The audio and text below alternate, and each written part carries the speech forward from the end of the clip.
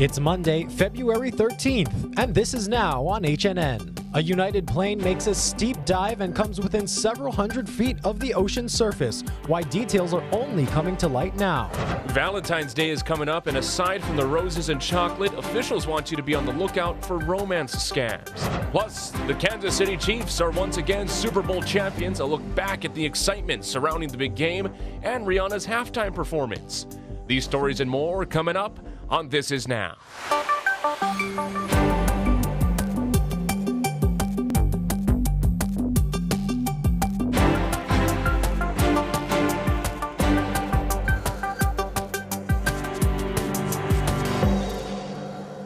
Aloha and happy Monday. I'm Dylan Encheta with Mark Carpenter in the H&N Digital Center. We want to begin today with new details about a terrifying incident on a flight that took off from Maui. Yeah, this was a United Airlines flight that had a very close call over the ocean, and this all happened in December. Casey Lund explains why we're only learning about this now.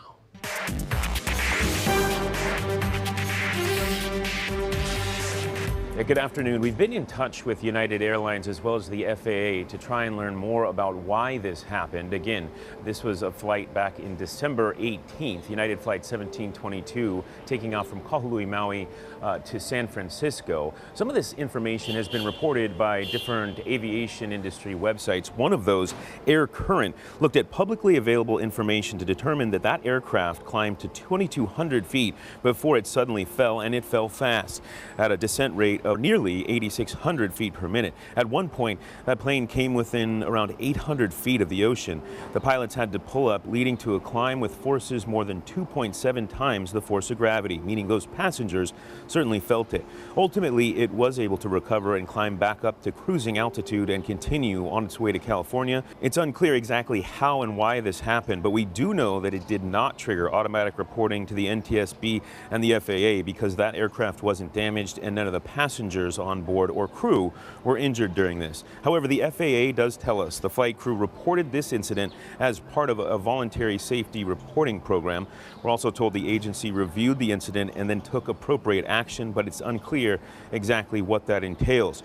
United Airlines confirmed to us that the pilots got additional training after this incident and that training is ongoing. Another interesting part of this story is that this happened the same day as that Hawaiian Airlines flight from Phoenix to Honolulu that experienced severe turbulence. That resulted in 25 people being injured, 6 of them seriously. During that Hawaiian Airlines flight, we saw a lot of the passengers on board post video. We heard about their experiences. What's interesting is that we really haven't seen a lot of that on social media regarding this incident that took place that same day. We are trying to get more information from United Airlines about how and why this happened. We'll continue to keep you updated. You can find the latest at hawaiinewsnow.com. Reporting at the Daniel K. Inouye International Airport, I'm Casey Lund. For now, we'll send things back to you. A new TSA checkpoint in Terminal 1 of the Daniel K. Inouye Airport opens next Saturday. It'll be 4 lanes and located on the Makai end of Lobby 3. A blessing for the new checkpoint will be held Friday morning at 9 a.m. The old terminal checkpoint will be decommissioned after the morning shift today. The TSA pre-check area has now been relocated to the future site of the new checkpoint. In news out of New York City, at least 8 people are injured after a U-Haul truck hit several pedestrians. Now, this was in a Brooklyn neighborhood. The suspected driver is a 62-year-old homeless man who police say may have been living in the vehicle.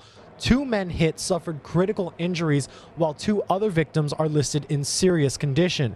The suspect was reported to be behaving irrationally, telling police he wanted to die. He was taken into custody and transported to a hospital for a psychological evaluation. Well, it's been 1 week since the absolutely devastating earthquakes in Turkey and Syria, and the tragic details there continue to surface as the death toll also climbs. At last check, it's now over 35,000 people confirmed dead. Our correspondent, Imtiaz Tayyab, has the latest. The city of Hatay has suffered the worst of the worst. But even with destruction on a scale that's hard to fathom, these men say they won't stop searching. Even after a week, rescue workers say they hope they'll find survivors. But more often than not, they're finding bodies. Like the remains of this mother and daughter, yet more victims of this incomprehensible tragedy. For For those left to look for something warm to wear, donated clothing are left in piles on the street. But none of this is a substitute for what the people of Hatay, a once prosperous city, no longer have. It's a tragedy that has turned grief into rage. This man is smashing the logo of a well-known construction company who he blames for shoddy construction work that led to these buildings' collapse. So this used to be your home? Yeah. But for Arif Sinikoglu, he doesn't have time to be angry. As we stand on what used to be his family's home, he says he's too busy looking for loved ones. We have found our grandmother here yesterday, but we cannot find our grandfather.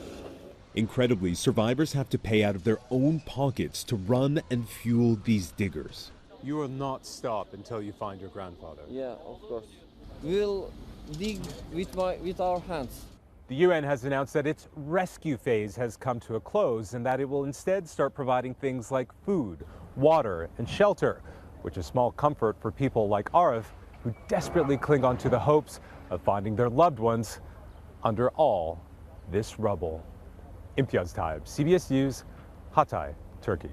New details are emerging about the latest unidentified objects shot down by the U.S. military. And over the weekend, the U.S. took down 2 more objects. One was shot down over northern Alaska and broke into several metallic pieces after hitting the surface.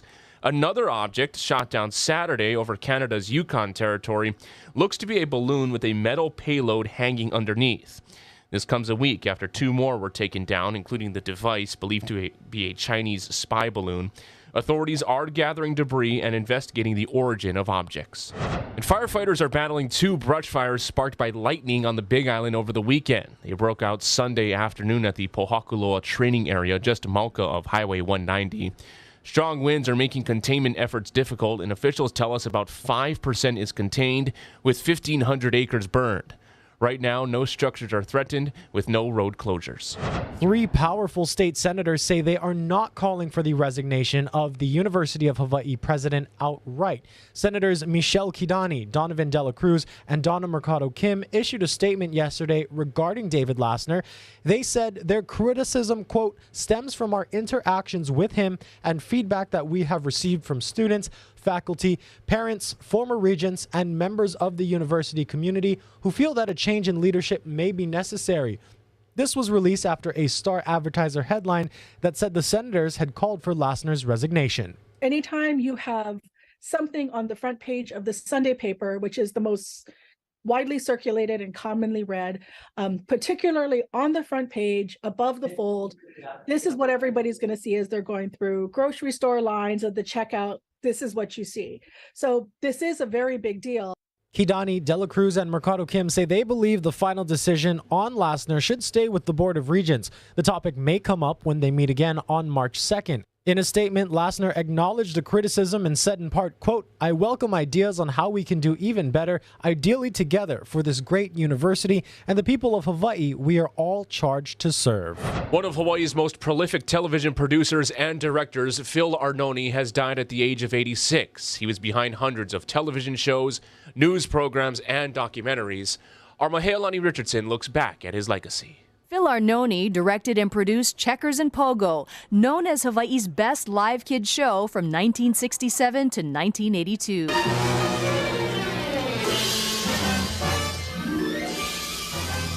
Oh boy, Mr. Checkers. This dramatic scene of a mama hippo charging at a cameraman who got too close is unforgettable. I was real pleased to be a part of it. It was an exciting time in television, an exciting time for me, for all of us on there, to learn about doing live television.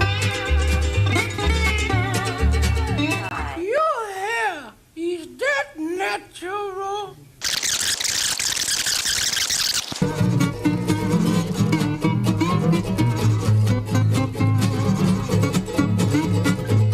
Arnoni also executive produced All in the Ohana and High School Days, which propelled comedian Andy Bumatai to stardom. 52% of the people who were watching television on that night were watching All in the Ohana, and that's the kind of thing Phil Arnoni did. What was it like working with him on those specials, and did you know it would be great at the time? The Kahuna!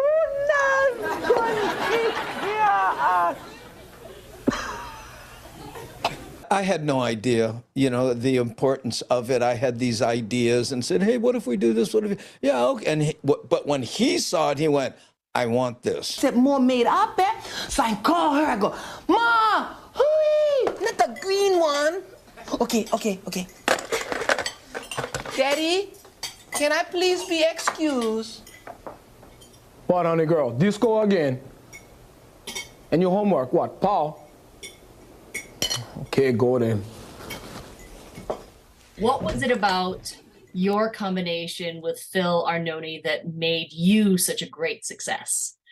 Well, Phil had this, uncanny ability to herd cats. If you had to pick one person who was responsible for the quality of Hawaii television programming, it would be Phil Arnoni. Phil Arnoni loved Hawaii, and he brought with that love a high standard of excellence, and he believed the people of Hawaii deserved great television. I know Phil is looking down on this interview and listening to what I just said, and I can almost hear him saying, Andy, that was really good, but could we try it again?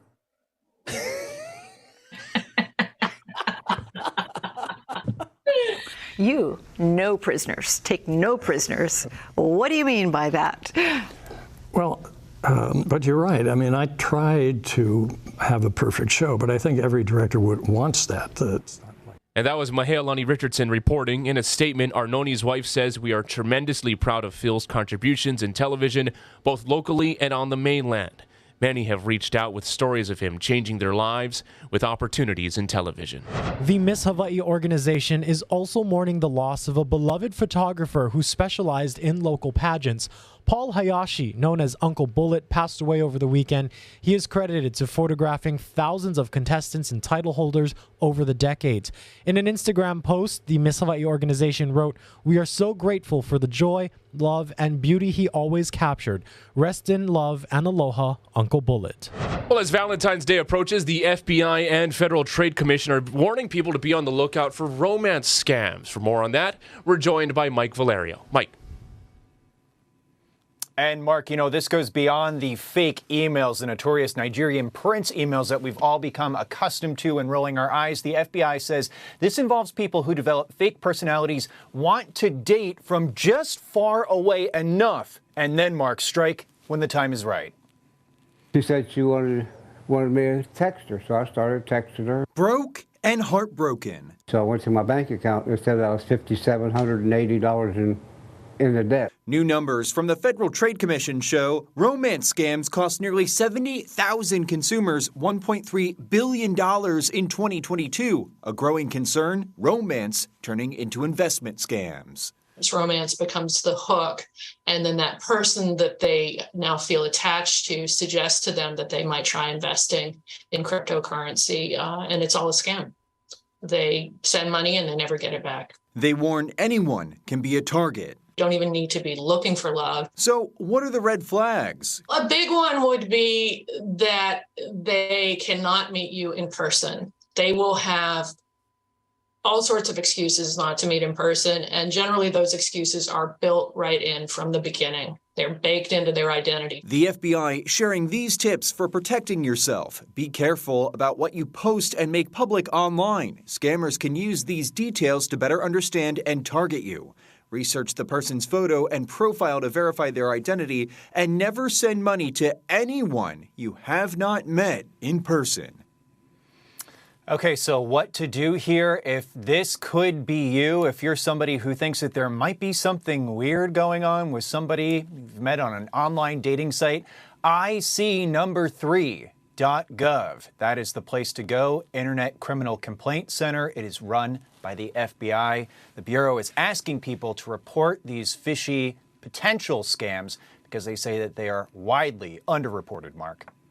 Yeah, Mike, and these stories are terrifying and fascinating all at the same time. The fact that people can get so sucked into it and they're so damaging and heartbreaking. Now, it's my understanding the FBI and FTC talk about two types of scams involving Gen X and millennials. What are the differences there? So I think it is interesting about these two buckets, right, that we have. The first bucket, people who are, toward the older side of the spectrum, women over 50. The FBI is saying that, look, if people have been in really difficult circumstances, such as the death of a husband or a divorce, that criminals can pose as somebody who wants to date from maybe a different state right next door, or, like a different island. So far away enough where they say that distance is in the picture, develop a strong rapport, strong connection, and then say, you know what, let's try investing together. Send me some money and let's test this out. Or I have an emergency. My daughter, who I've shown you pictures of, needs to go to the hospital. But the distance is such that there's never any chance of meeting. For anybody who is millennial and younger, there's often sextortion that comes into the picture when an intense connection is formed. The person says, send me an incriminating photo of you, send me something that, you can trust me. And then the whole situation goes out the window where the person says, okay, I'm demanding all this money. I'm going to send this compromising photo to your entire social media network. So this is still a big problem. It's become worse from the pandemic. The FBI says it's not something that, is just simply you can roll your eyes at. It is affecting thousands and thousands of people here, Mark. Yeah, about that as a follow-up, what can you tell us about the scope of the damage and just how, lucrative these have become nationwide? Well, we ran the numbers, and just based on the numbers in the story that you saw there, I know it's kind of difficult to think, okay, 70,000 people and $1.8 billion affected is the range that the FTC has come up with. So when you break that down, that comes down to about $18,000 per person who is victimized by this. And Mark, I don't know about you, but I don't have $18,000 to lose here yet. I'm not at the point in my life where that's a rounding error for me. So the thing about, as we mentioned in this crosstalk and in the story, is that this is just a sample. This is just a small percentage of the estimate of cases that are reported, because so few people know to go to ic3.gov, and they're often embarrassed to report these crimes. They say, I thought that this person was the real deal, and he asked me for all this money, and then that was it. So it is embarrassing. It's tough, and it's just a fraction of what the government thinks is going on here. Yeah, and it's terrible that it's unfolding at such a rampant rate. Mike Valerio, thank you so much. Always appreciate your time. Have a great one. Well, starting today, our team is launching First Alert Traffic, and I want to bring in now to the H&N Digital Center our PM traffic reporter, Jonathan Masaki. Aloha, Jonathan. How are you? Aloha. Hey, welcome, or rather, thank you for having me here. I think of course. It's I'm stoked to be here, to be honest with you. Of course. So tell us about First Alert Traffic. We have seen First Alert, our weather models, and the approach there, but what does that mean for traffic? The goal here is to give you that first take as to what you can expect with your commute, whether you're heading from downtown to Hawaii Kai, if you're going to Ewa, to Waianae, to the central part of the island, as well as on the neighbor islands as well. We want to really give you a good glimpse for the first take, I guess, as you get into the roadways after you Pahana. So we're going to really focus on First Alert Traffic to give you the best timely information to kind of mimic what Lacey is doing in the morning. She's such a wonderful coach that she spent time with me, but we really want to give everyone, the viewers and the motorists, a really good idea of what you can expect when you get on the roads. Yeah, everyone loves Lacey in the morning. I want to ask you, how does what you plan on doing in the evenings differ, or is it similar to the morning traffic reports? Some of it is going to be very similar. I think the key arteries coming in and out of town are going to be impacted the same way as it is in the morning, but in a reverse direction. So we're going to really try to highlight what's going on. For instance, a few years ago, when the Zipper mobile broke down, it was like, Carmageddon, I'm told? Yes. So if something like that happens, we want to be there to let you know so you can maybe pack up late lunch as you get on the road. I'm joking. But, you want to really anticipate. I know traffic in Honolulu certainly has gotten a little bit more thick, since I've left from 20 years ago, but to be there to let you know as you head home what to expect. Yeah, definitely. You mentioned you left the islands briefly. Let's talk about your background for a little bit. You worked in television here in Hawaii. What was that like? You know, back when I got into TV in the 90s, maybe you weren't even born yet, but it was a good frontier to begin news. I mean, the 24-hour news operations were just kind of kicking in to really see, you know, Fox News Channel had just kicked in, CNN already was operating, MSNBC was operating. So when I was brought into the KGB 9 newsroom, it was kind of the advent of more and more news. So that thirst or that hunger to do more news took me to the mainland, to Sacramento, where I was doing news every morning from about 5 in the morning to about 10 o'clock. It was a really long morning show, similar to what we see at sunrise. And then having that exposure to do really big stories with what was happening, you know, the energy crisis was full swing in California at the time. I covered some big trials with the Scott Peterson case, the Yosemite murders, as well as Governor Gray Davis being recalled, and then, of course, Arnold Schwarzenegger being elected governor of California. So it was a pretty intense time. I learned a lot. Really missed the islands, the island flavor, and just being able to speak Pidgin and hanging out and having really good local food was always something I missed, and especially the aloha spirit and to be with the people of the islands. We also have an exciting announcement to make. This week, more of Hawaii News Now's coverage is expanding to K5. Starting this week, a number of our newscasts will be simulcast on K5 in addition to their regular homes. That includes Sunrise Monday through Friday, This Is Now, first at 4, Hawaii News Now at 10, and our 5 and 10 p.m. newscasts on Saturday and Sunday. We want to give you guys a live look outside. There are some heavy showers moving over Oahu. This is a look at Punch Bowl. For more on the weather, let's turn it over to our guy, Hagi.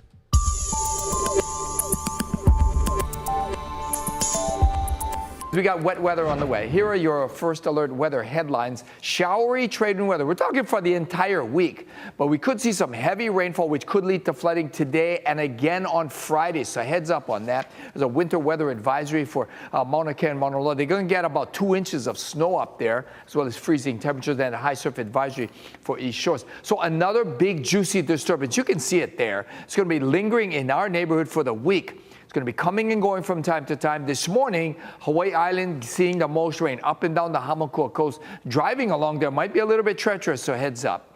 Now, for the rest of us, we'll have breezy trades with some passing showers favoring windward sides. Again, the heaviest rainfall coming this afternoon for Hawaii Island, and then again on Friday for the rest of the state. Welcome to Super Bowl Monday, day after Super Bowl Sunday, a day where many are thinking, oh, this should be a national holiday, you know, a recovery day, if you will. Yeah, definitely. And we saw just a remarkable game, a matchup that was built to be exciting, and it certainly delivered. Two high-powered offenses. You know, so much talk going into this game was about how great Philadelphia was on paper, but the X factor was always going to be Patrick Mahomes, and he delivered. What a performance down the stretch. Second half really came through. All on one leg. Someone questioned whether he really was injured. But the Chiefs' second title in 4 years. Patrick Mahomes, two-time Super Bowl MVP now, one of the all-time greats. And now we just wait for the next NFL season. Yes, and Mark, you know what my personal favorite was? The real headline was Miss Rihanna over there taking it out with the halftime show. Now, there were some mixed reviews on Rihanna's performance. What did you think about it, Mark? I thought she was magnificent. I thought so, too. I think this is a time where we see so many halftime shows where the artists try to do so much, bring on so many people. She owned it throughout. Yeah, I even opened this up to my Instagram followers here. I wanted to see what people were thinking. As you can see, 79% of the people that voted said she killed it. But of course, there were some people who said, it could have been better. Me personally, I was hoping to see an outfit change, but I still think she looked amazing. And of course, the pregnancy announcement. Yes. This was her platform to announce this pregnancy. So we're all so happy about that. But Mark, any other final thoughts on the game? Just a terrific game. And a subtle pregnancy announcement from Rihanna. I didn't even know until this morning when I was scrolling on Twitter. Yes, thanks everyone for watching. Have a great day.